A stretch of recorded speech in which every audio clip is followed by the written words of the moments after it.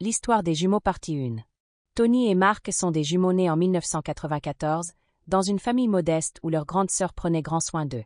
À leurs 10 ans, leurs parents décidèrent de quitter le Cameroun pour s'installer au Gabon, dans le but de fructifier leur business. Ne pouvant pas laisser les enfants seuls, leur mère fit venir sa propre mère du village pour s'occuper des petits-enfants.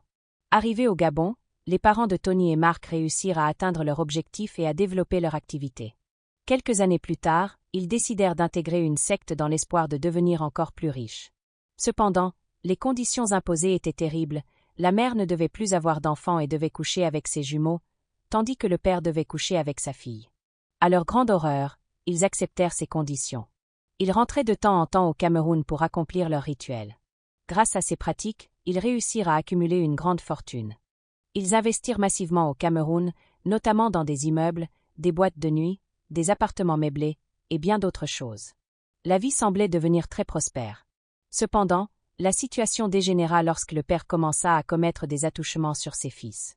Esséurés, Tony et Mark tentèrent à 3 reprises de faire assassiner leur père, mais sans succès.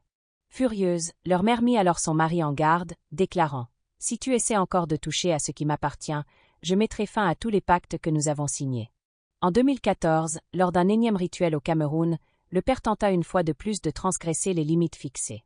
Fidèle à sa parole, la mère rompit les pactes. Fou de rage, le père déclara « Je ne mourrai pas tout seul.